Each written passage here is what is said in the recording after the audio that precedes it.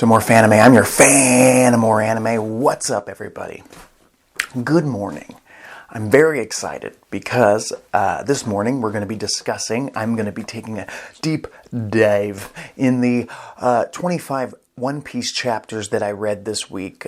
Chapters 1026 to chapters 1050. And if you are an avid One Piece manga reader, you know we are beyond the anime at this point. We are essentially done with Wano. Blew my mind. I honestly wasn't sure when the fight would end with Kaido, but it did, and wow. And it wasn't just Kaido's fight that was the main event of these 25 chapters either. Oh, also, if you're a manga reader, you know I'm like 3 to 4 chapters away from being 100% caught up. So I'm very excited because from that point on, I'll be reading chapters week to week. And I haven't decided if I'm going to batch record like 4 or 5 chapters and then maybe do one video a month talking about what's going on currently in One Piece, or do a video per chapter, maybe even a live read would be interesting. I mean, it'd be hard because I'd have to put my focus on reading the book, but I'll have to see how it works out. I kind of like reading it myself, processing it, and then giving you my thoughts on it. Spoiler warning for anybody who is only an anime watcher, because we are in the manga-only content right now, and I'm very excited. So let's get into it. Let's get into the essential end of the big-ass fight on Onigashima with Kaido, Queen, King, and Orochi. Yes, Orochi is still alive. Surprisingly, still alive, causing so much bullshit. He is one of the most annoying characters in this entire series. At least he was a good villain, I guess, because you want to hate him. Him coming back multiple times. The second time when all the samurai cut off multiple heads, I was like, cool, that's fine. Give them a little redemption. But then when he comes back again here, and I don't know what he did with Kanjuro. He made Kanjuro, I think he drew a giant flame.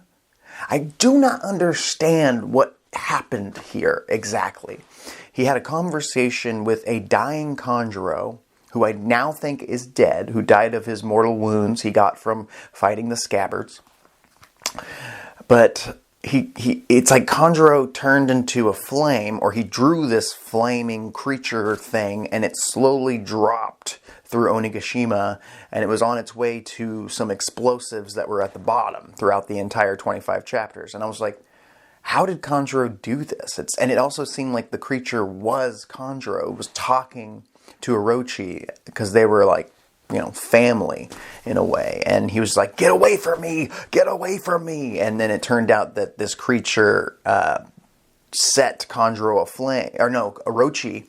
So Kanjuro, as this flaming goop thing, touched Orochi and lit him on fire. And he was like, no, get away from me. And it was weird. It was really weird. It didn't really quite translate in the manga for me. Maybe somebody can explain in the comments down below, like, what was going on there with Kanjuro and Orochi at the end. But they definitely seem dead. And if Orochi wasn't dead by burning alive, he was most definitely killed, I would have to say. But I don't even want to 100% say this because of how many times he came back. But it seems like Danjuro got the finishing blow, which makes a lot of sense.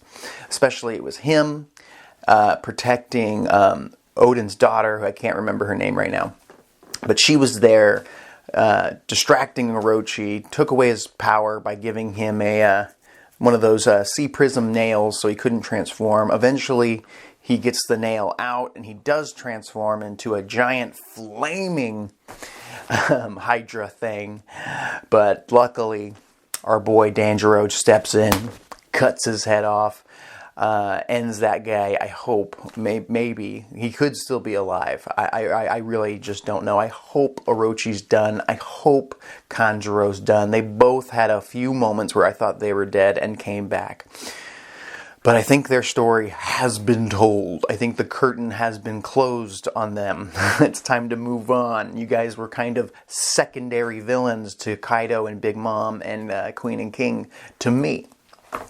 Let's get into the big stuff, though. Okay, Sanji. Sanji, you know, he dipped out on the fight with Black Maria. Understandable. He doesn't hit women. 100% understand that. And it gave Nico Robin an epic win. But now, and it showed that Nico Robin has armament hockey, or at least some form of hockey, which is badass. But Sanji had a whole little thing going on here with Queen. Queen wanted Sanji to put on the Germa 66 stealth outfit that he wore early in Wano, and you know, can turn invisible, all that fun stuff. Sanji wanted nothing to do with it. He ends up destroying it. But he also realizes by wearing it before, it unlocked some hidden Germa 66 type of abilities. Like he's got an exoskeleton now. He can move faster now. He's much more durable. It's interesting. It's like he's somehow inherited some of the genetic modifications that were done to him as a child or at birth. But now it's just unlocking because he put on the Germa 66 technology. It's another thing that was very hard to translate in the manga for me. I was just like, okay, I get it. I get the fact that the suit unlocked this ability that was always there. But at the same time, I was like, if that's a thing, maybe they should have let him put on the suit. Like, I know Judge is a scientist. I don't know. It just seemed like they gave up on Sanji way too soon because quickly, not only did he, on his own as a regular human, get as strong as his brothers in a one-on-one fight, he could totally take on one of his brothers, in my opinion. And now that he's got their qualities with the exoskeleton and whatnot, I think he could demolish possibly all three at once.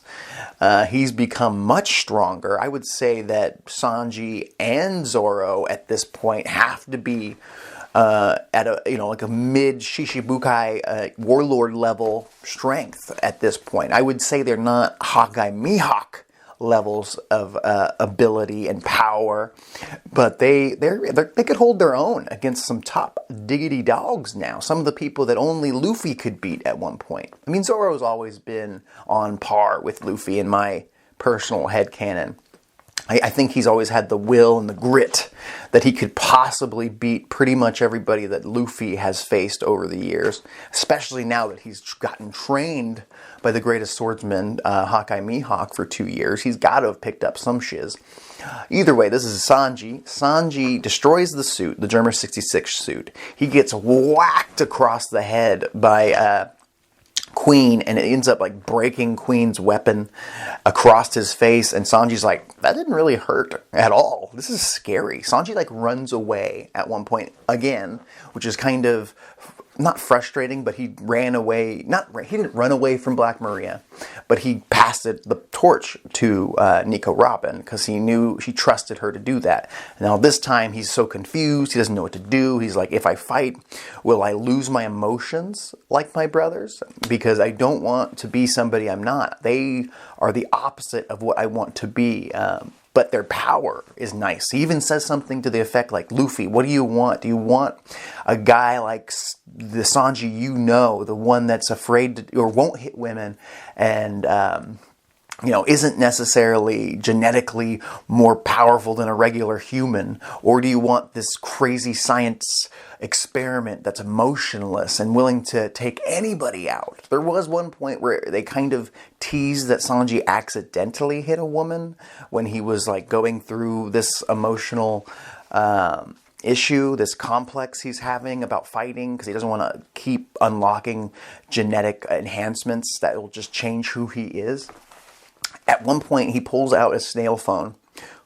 He also snuck a snail phone in Zoro's pocket. I wish they had shown that earlier, like him slipping the snail phone into Zoro's gear. so that later, if they needed to find him, that was the reasoning. But he ends up calling Zoro on this hidden snail phone that never fell out of his outfit throughout this whole fight. Zoro's like, where did I get this? This is actually pretty funny. But he's like, hey man, I'm about to go all out with Queen, and we're about to win our fights. He even like calls it, like, I'm going to win, going to win this fight. But if by the end of it, I'm not the same me, I want you to be the one to kill me. And Zoro's like, yeah, sure, whatever. That sounds great. It gives me something to look forward to. I gotta win. I was just like, okay. It actually would be interesting if that's the direction they went, if Sanji slowly became less and less like himself and more like his brothers, more emotionless, and then eventually does, do something dastardly, that to the point where Zoro and Sanji have to battle it out. Speaking of, does Zoro know that Sanji fought Luffy? I know it doesn't matter now. It's been forever, 100 chapters since he fought Luffy at Whole Cake Island. But I feel like Zoro wouldn't be too happy with him doing so. Maybe after he found out why it happened and why Sanji was trying to push the crew away, he'd be like, okay, I get it. He was trying to protect everybody and his family. It makes sense. But it would be kind of cool if this led to a battle. He's just like, yeah, I'll kill you. Don't you worry about it, buddy. Just let me finish this guy. So Sanji does epically beat Queen in a really good fight. It was really fun. It definitely felt like Sanji's biggest opponent, though, was himself. And Queen was just a big fool. He worked in a group with Sanji's dad, Judge, called Mads and Vegapunk. So they both have similar technology. He even shows off later that he has the same technology that his brother has, or his brothers have. I think he even went invisible at one point. And at some point, Sanji's like, okay, I can't physically turn invisible, but I can move so fast now. I think the one thing Sanji might have over Zoro right now is speed. He's got the speed, the need for speed. And he moves so fast that that Queen couldn't even see him. That's pretty intense. I don't think we've seen a character yet that moves so fast that they're quote-unquote invisible. Very Dragon Ball-esque types of speed we're dealing with here. He comes in, beats Queen with a hotter flame, and that was great. I really enjoyed that fight. I'm happy Sanji got an actual epic fight. It was multiple chapters. We go to Zoro, where Zoro's going head-to-head with King. King, a much more interesting character than Queen, I'll tell you that. Both of them, honestly, much more interesting than the Topiropo, because the Topiropo, to me, didn't really, except for Drake and Page 1, they didn't really exist until we got to the raid. At least for us. We never saw them until then. Black Maria, Ulti, all of them. Who's Who, we didn't know about them until the raid. And I was just underwhelmed. I think their fights were good, decent, not main event fights, definitely opening fights, which they were meant to be. But it would have been nice if we got to meet some of these other generals of Kaido before they had their epic fights with Frankie and Usopp and Nami, and just to put them over. So then we're like, oh shit, they're gonna beat them. They're gonna beat Black Maria. They're gonna beat Page 1. They're gonna beat Ulti. But really, and I would have liked to know more about that son of a bitch Who's Who seems to have a lot of information about Luffy's Devil Fruit, which I haven't even mentioned, which is crazy. But before I get into what happened with Luffy going into Gear 5, let's talk about Zoro's fight with King, which was even better than the fight with Queen and Sanji for sure. It was so good. King ends up pulling out a sword at one point. He's like, you want to have a sword fight? I'll have a sword fight with you. But we find out that, King's face, he looks like badass. I was a little worried that he was going to take off his helmet and look like a total goofball like Queen, but King looks badass. King has some tattoos on his face. Looks like he has white hair. I think he's got a darker skin tone. He looks pretty cool. He looks godly, since they said that his people, the Lunarians, were at one point considered the gods of this world who lived on top of the Red Line. We also find out when he's producing flames, something's when he has the flames going, he's got more defense, or when it's off, you can actually hurt them, but when he takes it off, he's faster. Something like that. It's some kind of thing that Zoro picked up on. Zoro's not the brightest member of the crew, but in battle, he's probably the smartest. Even better than Luffy in battle, in strategic thinking while battling it out, and he went at it. Zoro ends up hitting him with a major move after dealing with the new Enma blade, trying to suck out all of his haki. Zoro uses an attack called, I think it was called King of Hell, or he said, if Luffy's going to be King of the Pirates, then I guess I'll be the King of Hell. It was pretty badass. I was just like, yes, Zoro, King of Hell. What a cool moniker for him to use from this point moving forward, unless that was an attack called the King of Hell. This guy's interesting. Zoro ends up using everything he has.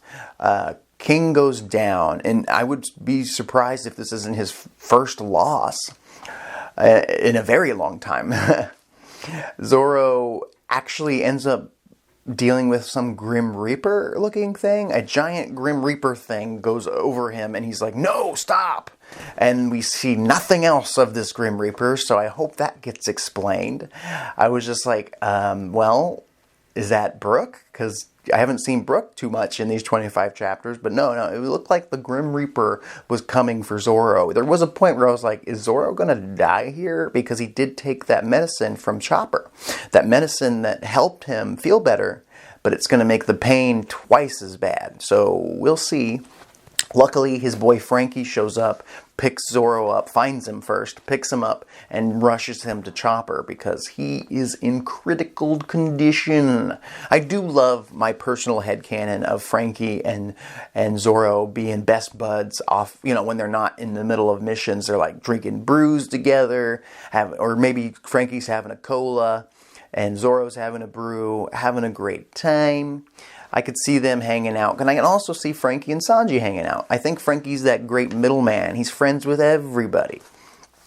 So Zoro wins. Sanji wins. Orochi's essentially dead. Now, let's get into the main event. Gear 5. It almost feels too soon, honestly. And I'm going to be honest with you guys. Gear 5's look was spoiled for me a little while ago. Someone had actually sent me a picture of Gear 5. I didn't think it was like a real thing when I first saw it. I was like, okay, who made this fanfic thing? But, and I was personally, I can't give you my honest, blind thoughts on Gear 5 because I had already known what it's going to look like, but I can give you my thoughts on when it was first spoiled for me. I was like, this is goofy, this looks kind of dumb, I don't understand it, why is his hair like that? God, I hope it's not a gold hair color like Super Saiyan, because I don't want any of that. I don't want, people saying that they ripped this off of Dragon Ball, which they did not. Because honestly, once you read those chapters of him going into Gear 5, I think it makes so much sense. I think that Luffy died, and then it activated the awakened form of the Gum Gum fruit, which is now actually called the Nika human, or is it the Nika God human fruit or something. And now he's basically, he can turn anything into rubber. It seems he's more cartoonish, more Saturday morning cartoon style fighting. His hair and his body, they even say in a chapter like his clothes and his hair is now white. So I'm glad it didn't turn out that his hair was gold. Because this is something new. He kind of looks very, I guess you would say, godlike. He's got this fluffy looking hair, cloudy looking hair. He was having a great old time. There was some fun moments where he was fighting Kaido, where Kaido whacks him with his giant club, and Luffy's face stretches across it like it doesn't really hurt him. Luffy at one point grabs the ground and pulls it up like rubber to block an attack from Kaido. He also, when he was fighting Kaido, it seemed like he was able to make Kaido rubbery, because he goes inside Kaido, he gets eaten by Kaido, and then does Gum Gum Balloon. I do love the fact that even though It's no longer the gum gum fruit. I don't think Luffy even understands that, and that's probably why. He's still saying gum gum with every attack he does. Like at one point he grabs a lightning bolt from the sky, and I'm assuming just because he can turn things into rubber, he's able to do that. He throws the lightning bolt, misses, but he's like, gum gum lightning! Love that. Love the idea. I hope he does that more often. Gum gum lightning! And he asks, at one point he asks Kaido, like, what should I call this one? Gum gum what? Like he was just having a great time. Like Luffy was having the time of his life. He felt good. He was smiling from ear to ear, fighting Kaido, knowing that this is the end of this fight. And at one point, what I really liked is he could only maintain Gear 5 for a very short period of time. I really would like to know, was it like 5-10 minutes max? Because there was a point where Kaido had said that Luffy was running out of power, and the white aura started to fade from Luffy, but then Luffy gets back up and he's like, no brother, I'm coming back with one more, attack. So he charges back up. He doesn't borrow anybody's energy or anything like that. He uses his last bit of fuel to go back into Gear 5. Finally summoning this giant fist, bigger than I've ever seen Luffy make it. Launches at Kaido. Kaido's like, okay, this is it. Let's go. We go into a very, very short Kaido backstory. Surprisingly short. Sometimes these backstories are absolutely amazing. And then, they are usually pretty long. At least a whole chapter. At least 2 chapters. But the Kaido backstory was like maybe 5 pages, it felt like. It did not feel like it was even half a chapter. Kaido, I think, deserves more. Maybe Oda's trying to hold some information from us that we shouldn't have yet. Because we learn about Kaido and Lin Lin's relationship. She was kind of a mentor to a young Kaido on the Rock's crew. She kind of looked out for the kid. And he mentions stuff like that when he's getting drunk during the fight with Luffy too, which was actually pretty funny. He's a funny drunk, I would say. They don't get to see what Rocks looks like, but we get to see him talking to Whitebeard about joining the Rocks pirates. We get to see the ramifications when they lose against Garp and Goldie Roger. So there's a lot going on there. But it was very short, and I want to know more about Kaido. There was a long period of time where I thought Kaido was a one-note villain. He seemed very like, I am the strongest, and I want to fight the strongest. I want to rule the world. That kind of boring villain. But after this short, very short backstory, I was like, you know what? He was sold by his own people to the government to be a Marine in exchange for them being part of the Reverie. And it's kind of messed up. I can see why he's a little pissed off at the world. There was a point where in the backstory they said that Kaido would get captured on purpose so he could eat some food and then bounce and escape again. And it's just like, we're not a cafeteria, Kaido, one of the Marines said. It's like, Kaido has been strong since childhood. And I'm sure after learning from Whitebeard and Lin and Rocks, and then even going head-to-head with Garp and Goldie Roger, that made him tougher, made him more badass than he already was. So I would like to know more about him. Maybe that's all I need to know, and that's fine. It was nice that we didn't have to spend 10 chapters on the backstory, but maybe one whole chapter? Either way, it was a good time. And then eventually when the backstory ends, Luffy's launching that mega gum Nika human fruit punch and takes Kaido out, punches him into the Earth's crust. I'm not sure what's going on there. There was like multiple images where Big Mom and Kaido were inside of like a volcano. It looked like they went into the Earth's crust because they were in the lava. Oh my God, I can't believe I forgot. I forgot an entire battle. I guess I'll talk about it right now. Luffy wins, but there's also a fight before this with Big Mom versus Law and our boy Kid.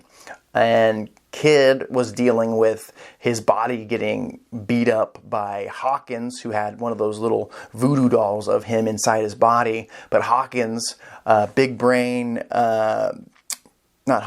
big brain killer, came in and asked him, hey man, what happens if I cut something on your body that the other person doesn't have? And Hawkins like, what are you talking about? And so Killer comes and cuts off Hawkins' left arm, which Kid does not have a left arm, which for some stupid reason, Hawkins had the voodoo doll within that left arm. He pulls it out. Hawkins is fucked. Killer wins. And then we get to see Kid and Law work together in tandem against Big Mom in an epic battle, and I loved it. It's really cool. Makes me think, so like Kid and Killer are a great duo, but I'm thinking Law and Kid might be an even better duo, because Law has his ability to teleport himself and his friends or teammates. He has the ability to stab people on the inside. He shows off a new ability. I think it was called like anesthetic or something. I can't remember, but he makes his sword bigger. I would like to know how he did that. If you could comment down below. Like at one point in the manga, it made it look like Law's sword got bigger, like a power pole extend type thing. And I was like, what is happening here? He is able to stab Big Mom without actually stabbing her, and it like hurts her on the inside is what I got from it. Eventually, Kid is able to not only make himself magnetic, but his awakening allows him to make other people and other objects magnetic.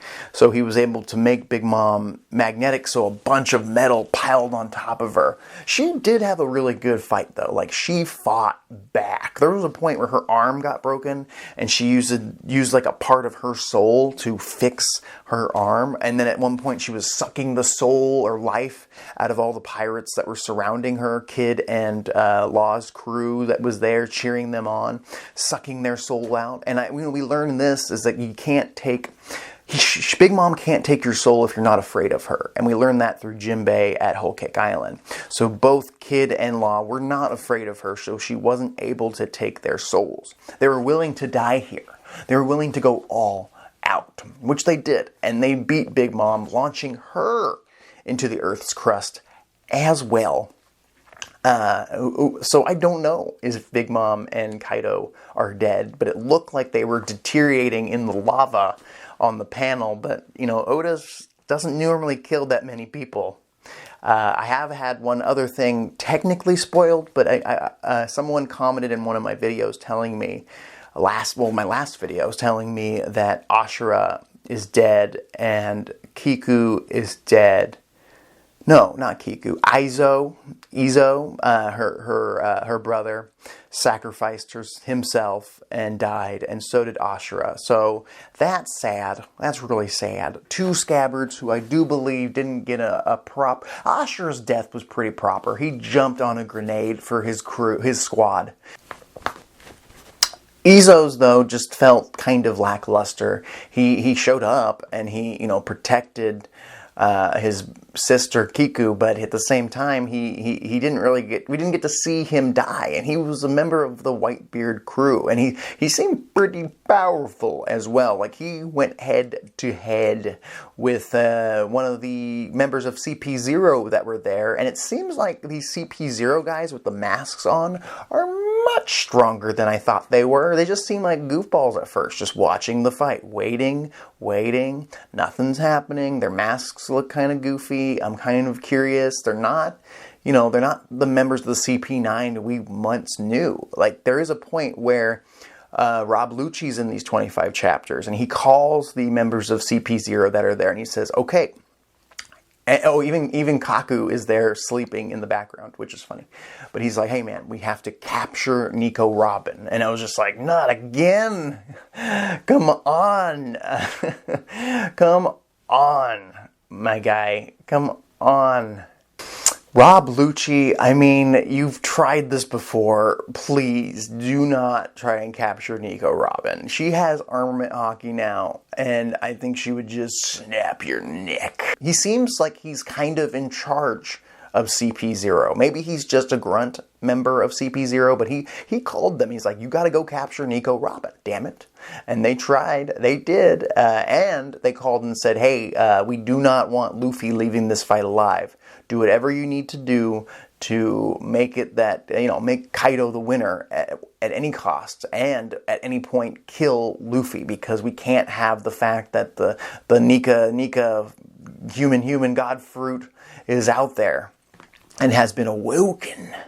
I think this actually happened before it awoke. Like, there was a point where Luffy is actually doing pretty good in Gear 4, and he was fighting Kaido, and they're about to clash, and the CP0 guy comes in, pulls Luffy's arm out of the way, and Kaido just whacks Luffy to the point where he was basically dead right before he awakens Gear 5. And Kaido wasn't even happy with that. He ends up smashing CP0 member with mask on like a nail with a hammer, and he's gone. I think he's dead. I think that member of CP0 is dead.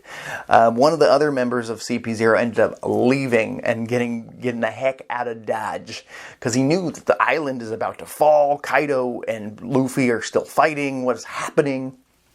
Momo ends up saving everybody by finding a way to summon the flame clouds that to keep the island Onigashima afloat. So he floats the island back to the ocean. Everybody's good, and Kaido is essentially defeated. Big Mom is essentially defeated, possibly both melting in lava right now, because they should not have the power to deflect this lava. If they have the armament hockey or whatever, they should be spent at this point. They should have used everything they have. I could see Big Mom possibly stealing Kaido's soul to stay alive, maybe, and she could escape, because she's got a family to think about. She's got kids. A lot of them to take care of. But Kaido, his whole organization is kind of gone down the toilet. He's got really nobody to go back to other than King and Queen, if they're even alive. I think King has more of a part to play going forward, because there's so much to learn about these Lunarians, because obviously they were run out of town by the Celestial Dragons or the world government. So I would like to know more about King's heritage.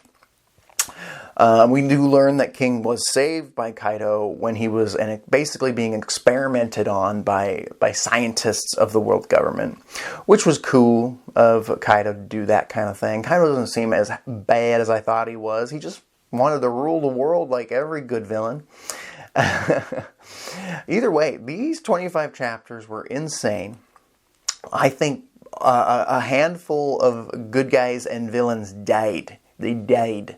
It all ends with Momo floating down along with Danjuro and his sister to go tell everybody of Wano, like, hey man, we're good. We did it. I'm not Kaido. I'm just a giant pink dragon.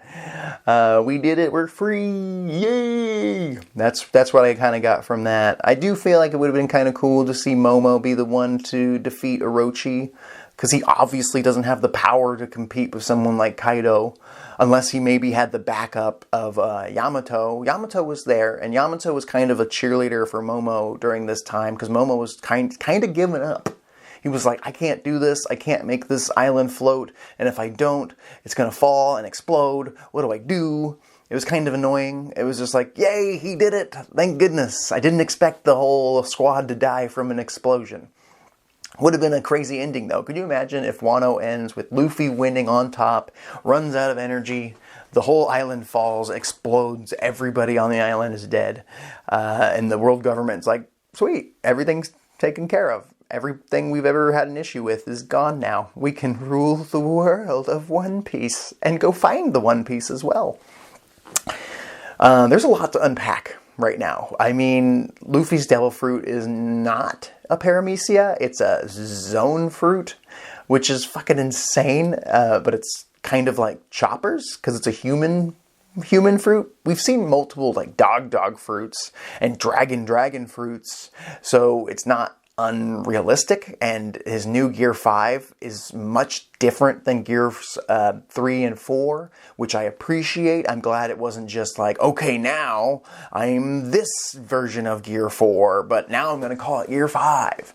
I like that all of his transformations, honestly, are a little bit different. It does feel like Gear 3 and 4 are kind of connected. It almost feels like him going into Gear 4 is just Gear 3 with hockey added on. But this, it didn't seem like he was really using hockey. I'm sure he was using some form of hockey and Gear 5 or the awakening of his devil fruit. It's going to be interesting. I love that there's a time limit because it does seem OP as shit, but it doesn't seem impenetrable. Kaido at one point's like, hey, man, Roger didn't have a devil fruit and he won with sheer hockey might, which I found surprising. Like, there was a point where I thought that Goldie Roger had a devil fruit ability, because, like, how do you get this far into the Grand Line or the New World without one? I know he had major skills and power, but I guess he really was devil fruitless. There was a point where I thought maybe he owned the Gum Gum fruit before Luffy. Because I know he's not Luffy's dad, but maybe there's a connection there. But that's not it. But yeah, this was a damn good 25 chapters. Some of the best One Piece has to offer. We got to see Zoro and Sanji and Luffy and Law and Kid. These are like our top diggity dogs of the One Piece world right now, and they all got major wins under their belts. I think Sanji still has a lot of development to deal with his new Germa 66 powers. Zoro's now the king of hell if he can survive, thanks to Dr. Chopper be doctoring. We got Frankie helping out Zoro. I didn't get to see Brook much. He kind of just helped Nico Robin. I really, really hope that they don't do the capture Nico Robin storyline again, because we did it and it was perfect. Don't mess with it. But I do also hope we get to see some more Rob Lucci. Let's see like a squad of CP0 come to Wano and fight them. That would be fun. That would be a fun fucking time. I've only got like 3 or 4 more chapters left till I'm caught up. So my next review is going to be based off of just like 3 chapters worth of information, which will be interesting. Because these discussions we have, these deep dives we have, you know, they're somewhat long, you know, usually going up to almost an hour every time. And I enjoy talking about One Piece, geeking out about One Piece with everybody, because it's the greatest manga/anime of all time. Greatest fiction of all time. But at the same time, I don't expect you guys to watch these videos from start to finish. Unless you got lots of time on your hands, or you just find my voice so relaxing. But it would be nice, maybe I'll cut these back if it's only 1 chapter reviews. They'll be 30 minutes max. I bet I could talk about one chapter in One Piece, because honestly, 1 chapter in One Piece sometimes feels like 10 chapters in any other shonen manga. Oda fits a shit ton of stuff in like less than 20 pages. I was not impressed by Gear 5 just looking at it when I got spoiled. But after reading the build-up to it, makes total sense. For Luffy's character, he basically now has the cartoon fruit, and he can turn things into cartoons, and I love it. One Piece is always felt very Saturday morning cartoony to me, especially in the first East Blue saga. It's gotten a little more serious as of late, which makes sense. We're winding to the finish. We're getting to Laugh Tale and whatnot. It does feel like there's still so many questions to be answered, which I honestly could read another 1,000 chapters of One Piece and not even blink, not even lose sleep over it. As long as Oda can make it to another full 1,000, I'm here. I'm ready. I'm ready to go for another 20 years of One Piece. Like, keep it going. As long as it's as peak fiction as Wano. I mean, I don't know if I want any more gears at this point. I think Gear 5 should be it. Like, that's all. Maybe he could master Gear 5. That's something we can work towards. It would be nice if he can't even access it as easily as he can with Gear 4. Like, it has to be something that he gets pushed to the absolute limit of his life to unlock. Don't forget to subscribe to More Fanime. We're on the road to 1,000 subscribers. I'm very excited for that. We're doing great. I hope you're watching the More Fanime community tab. I've been doing a lot of really fun tournaments there. I need your votes so I can film videos about how the results play out. I hope you enjoyed this review, and I'll talk to you later.